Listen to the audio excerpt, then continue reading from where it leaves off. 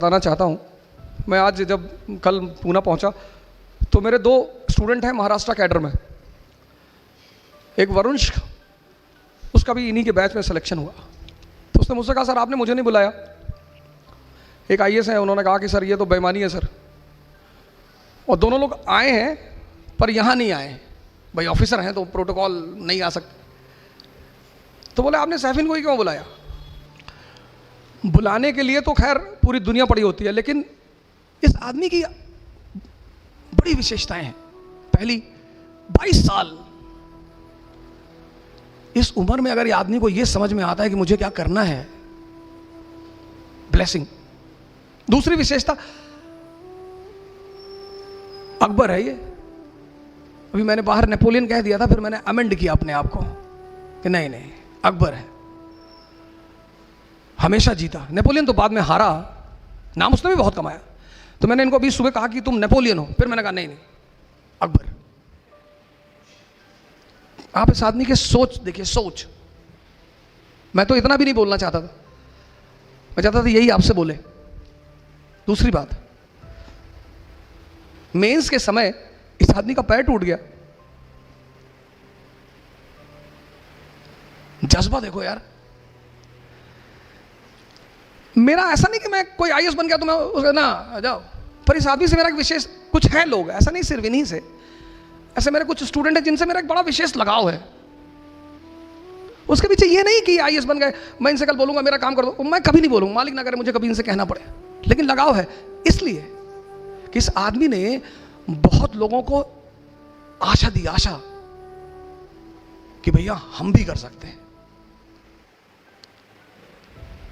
नहीं तो आदमी इतना बहाना बनाता है।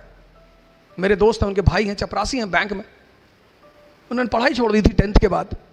मैंने कहा चाचा पढ़ाई क्यों छोड़ दी? बोले हमारे पापा ने हमको साइकिल खरीद के नहीं दी।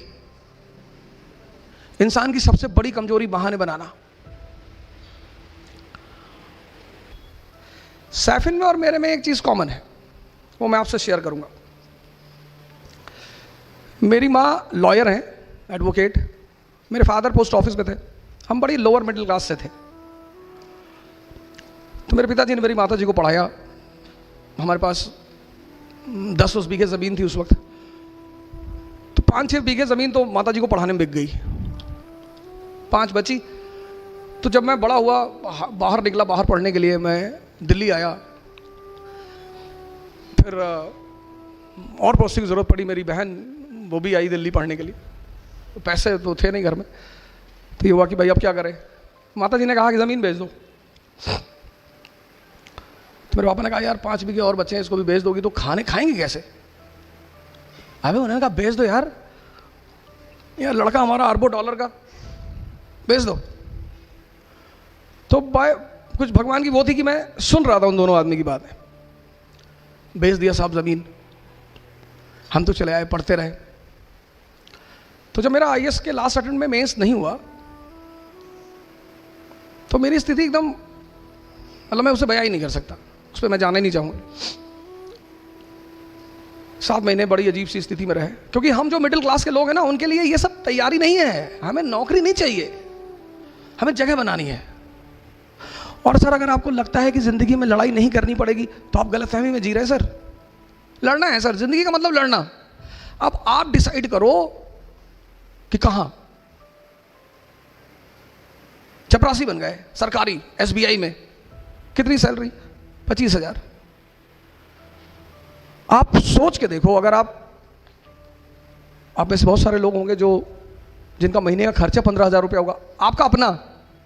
और अगर आपके घर में 3 भाई बहन हैं तो 45-50 हज़ार तो आप ही लोग खर्चा करते हो।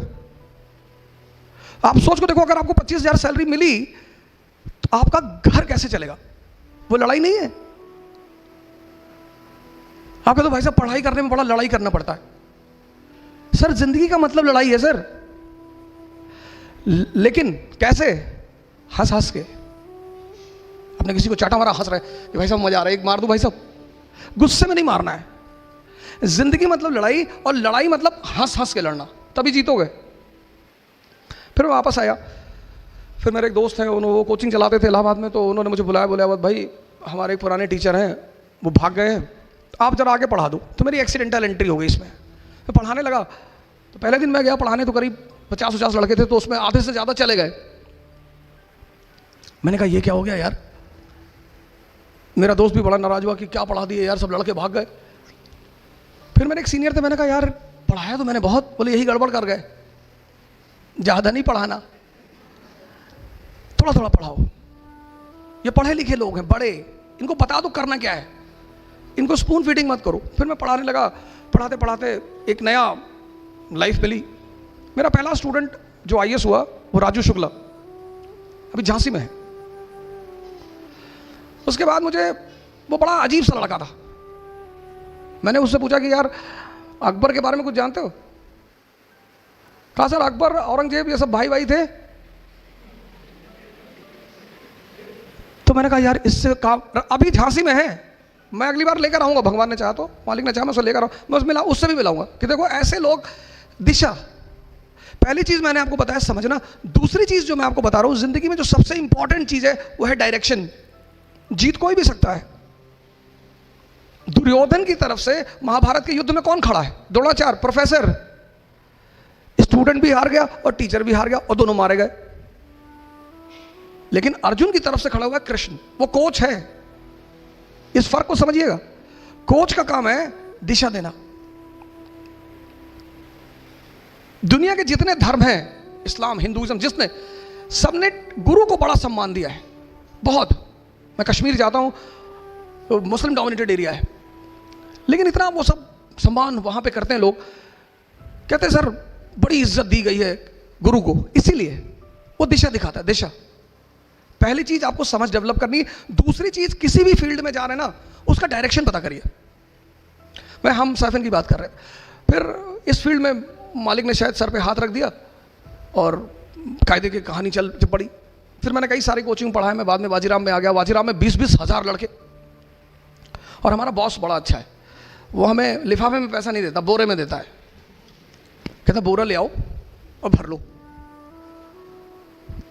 तो मैं अपने घर गया, तो जिनको हमने अपनी जमीन बेची थी, मैंने उनसे पूछा कितना पैसा लोगे? जितना तुम सोच सकते हो उसका डबल दूंगा, जमीन वापस कर दो। उसने कहा कि 20 लाख की है। मैंने कहा 40 ले लो, पर मेरे नाम पे कर दो। हमारे माँ बाप मतलब भगवान।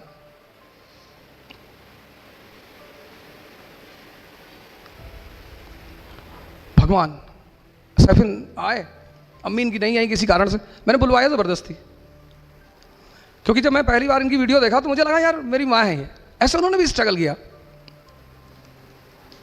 और आज उसने मतलब ऐसे मुकाम पे बिठा दिया कि आपका जो सबसे बड़ा जिम्मेदारी है दुनिया, और कोई जिम्मेदारी है ही नहीं, बाकी अपने आप चलेगी।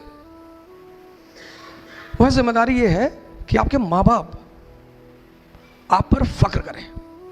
ये बात अपनी जिंदगी में रखिए। फख्र किसी भी बात पर, किसी बात पर, कि मेरे बेटे ने हिंदुस्तान पे कब्जा कर लिया। समझिए, दिशा देखिए, दिशा। मेरे दोस्त हैं दानिश फिरोज शमसी, कहते हैं मैं नमाज कभी छोड़ता नहीं, मालिक मेरी सुनता नहीं। तू नमाज कभी पढ़ता नहीं, तेरी इतनी सुनता है, मुझे कहते हो। मैंने कहा पता क्यों सुनता है? क्योंकि अगर मैं एक ब्रेड भी खाता हूं ना सड़क पे खड़े हो गए, तो मैं उसको शुक्रिया कहता हूं कि तेरी मर्जी से खा रहा हूं। मालिक की सबसे बड़ी चीज क्या है? शुक्रिया। आईसीयू में जाके देखो, आईसीयू जाना, आईसीयू, कभी आईसीयू जाओ हॉस्पिटल के, वहां लोगों को देखो जो 25-25, 30-30 दिन से लेटे हैं, गाजर का पानी पी रहे हैं। तो जब बिरयानी खाओ तो आईसीयू को याद कर लो, शुक्रिया के भाव पैदा हो जाएंगे, और जैसे ही पैदा होंगे रिजल्ट मिलना शुरू हो जाएगा। दिशा, नमाज पढ़ो, पूजा करो, तैयारी करो, कुछ भी करो, दिशा। अगर दिशा सही नहीं है ना सर, आपको कहीं रिजल्ट नहीं मिलेगा। मालिक ने इतनी बड़ी कायनात बना रखी, आपके सजदे का थोड़ी भूखा है वो, पर उसे लगता है कि आपको भी, जैसे आप किसी के लिए कुछ करते हो तो आप एक्सपेक्ट करते हो कि ये मुझे कुछ थैंक यू बोलेगा, गिफ्ट देगा। जैसे आप करते हो ऐसे वो भी शायद करता होगा। और आपको कुछ देना ही नहीं, शुक्रिया। यही इसीलिए वो मालिक है, हमें कुछ देना ही नहीं। ऐसा कहकर हम अपने आप को बचाते भी है, ये भी एक फायदा है हमारा कि हमें कुछ देना ही नहीं, देना तो घर पड़ता ही है। समझ और दिशा।